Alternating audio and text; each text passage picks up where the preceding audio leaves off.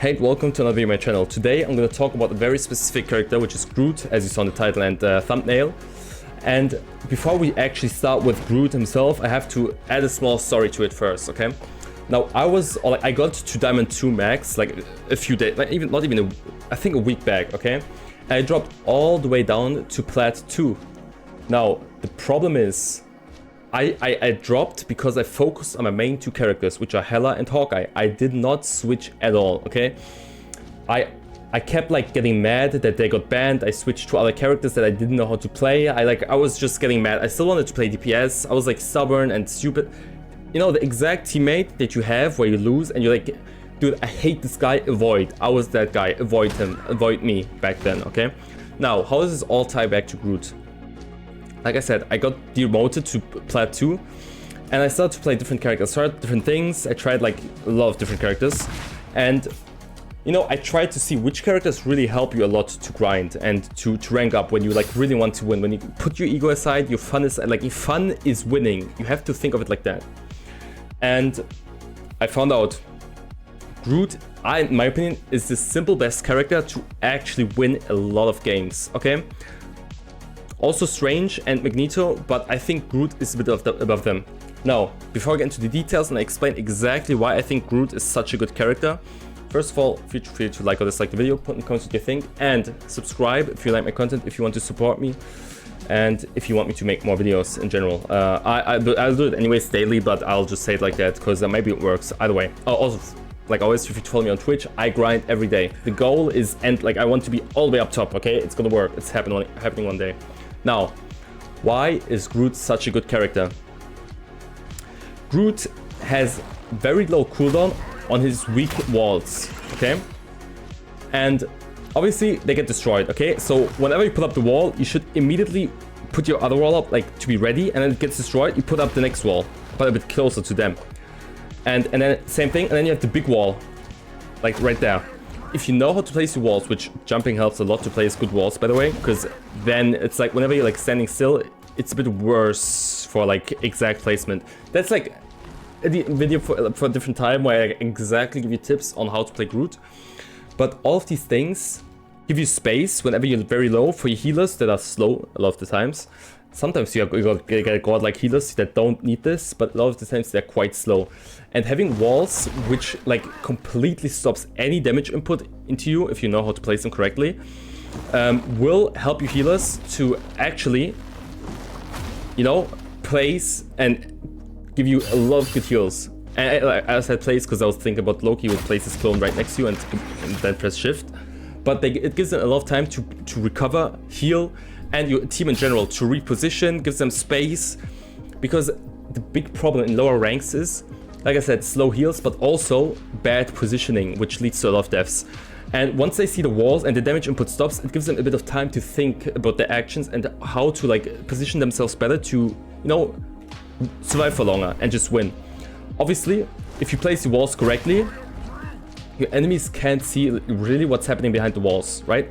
So if you have ult up and then they like destroy this wall, if you ult right after that and then put another small wall behind it and just, you know, put your bomb right on it, it's gonna do a huge damage. And they won't see the ult coming because they actually are distracted. They're thinking of the wall. They're not thinking about you. They're not thinking about your mates as much. So if let's say everyone repositions, they destroy this wall and you ult right there straight away and you throw your right click and you keep spamming left click, it's so easy to catch so many enemies, okay? The only thing you have to keep in mind, obviously, is to not ult whenever there's like unstoppable ults going on, like Punisher ult, Mantis, Lunar Snow ults, Captain America, because all of these characters, they can still fuck you up if you ult on during that time.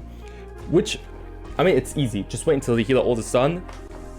Try to put walls very close to you so you can like maybe hide a bit. And if they're ulting, they most of the time they're like, okay, ignore the wall. In low ranks. Obviously in high ranks, everyone's gonna focus the wall together. I'm telling you how to get to diamond fast with this video, okay? And it makes them ignore you for a bit, so you can like kind of survive for longer to then use your ult to your advantage and get the team fight and win. Like I said, it's easy to put your wall up ready. It's destroyed, put the next one. It's destroyed, put the next one, and keep pushing like that. Okay, it's the easiest way to push without getting any damage input at all. It gives your team healers a lot of time to heal you. and the DPS a lot of space to reposition and get their backlines, because everyone is so focused on these walls. Nobody's gonna really look behind them. If there's no walls and there's like a Strange right there and he's like shielding, even for plat players, it's gonna be easier to look around them, like what's going on, who do I heal? The enemies are not gonna be patient whenever they have to push, okay? Whenever they have to push, they're gonna still be like, okay, we gotta destroy these walls, we gotta get in. If these walls stay up for too long, we can't push on. Oh, tank is not moving, we gotta destroy these walls. You're a Black Panther, you're Iron Fist, you're Magic, whatever, you're Iron Man up top. They can all kill their backlines during that time. I think the walls are just the best distraction in the game there is, and the easiest way to grind. His ult is 10 out of 10.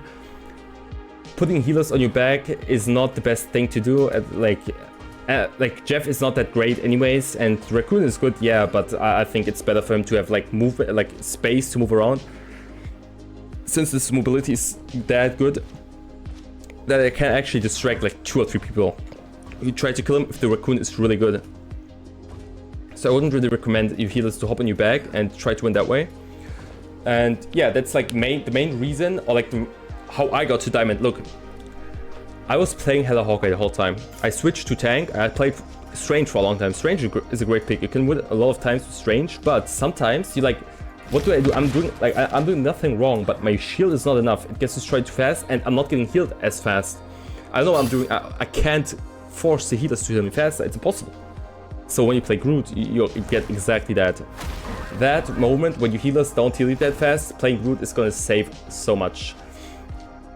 One thing though, which I do a lot wrong a lot of times even now, be careful to not place your wall right in front of the payload. It's gonna get destroyed in seconds just by, because the payload's gonna push it and then it disappears, okay? Don't be that stupid. Put it like right and left next to the payload. If there's any windows, block them off with your walls. If one DPS attacks them on their own, it's gonna take them 2 or 3 seconds to destroy the wall, and then if you put it up again, that DPS is useless, he's gone. So you can like hide off, like put the Hella in the corner where she has to help herself. Nobody's gonna help her in plat or lower. Nobody's gonna help her. So one DPS is gone for the whole fight. And if you do that with a lot of people in different houses or like different situations, you can like actually get rid of a whole player for a lot of seconds of the team fight. And that also creates a lot of space. So I feel like he's the best character.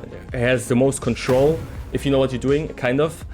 You don't need to be a great Groot. I'm not great myself. And you don't need a lot of aim for him as well. He does great damage. You can kill people like Iron Man flying around if you have decent aim. He's like 4 or 5 shot. If your mates help you and they shoot him once, you can like 2-shot him and he's gone. Any flying characters are better with Groot than I think any other tank. Especially since you're quite tanky, okay? Naturally. And yeah, that's pretty much why I'd recommend Groot for any situation below Diamond. Obviously, when you get to Diamond and higher, I need more experience. I will not give you like wrong or false tips on how to get out of certain ranks in Diamond, or like how Diamond works. People say destroy the walls fast. It works a lot of times. People still do it wrong on Diamond, don't get me wrong, but I don't have enough experience to talk about Groot on Diamond onwards. Okay, once I get there, I'll make another video maybe, and then maybe it's going to be about a different tank on how to get to Grandmaster fast as a tank, or a player in general. For now, any role that you play, I think Groot is always a great pick. You should really learn him. It's just my opinion. Either way, thanks for watching. That's the whole video. Feel free to like or dislike, put in the comments what you think. If you don't agree, if you think Groot is bad, and please let me know why, because I love to read those. Follow me on Twitch, subscribe, I appreciate that. I'm out, bye. Don't ignore the 9 losses, okay? Today was a difficult day, but I got to Diamond, so I'll take it, goodbye.